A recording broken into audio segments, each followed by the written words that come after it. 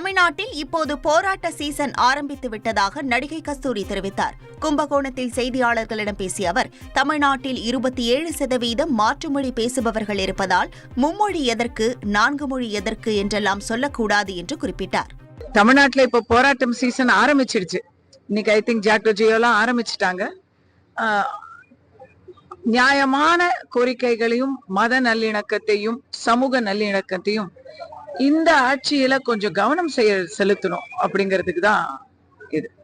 இல்ல, எஸ்.வி. சேகர் அவர்கள் அவருடைய சொந்த அனுபவத்தை வச்சு அவர் சொல்றாரு. ஏன்னா இத்தனை நாள் அவரு பெண் பத்திரிகையாளர்களை ஆபாசமாக பேசியதற்காக பலவிதமான வழக்குகள், அச்சுறுத்தல்கள், இப்படி எல்லாம் அவர் பாதுகாப்பின்மைய அவர் உணர்ந்திருப்பாரு.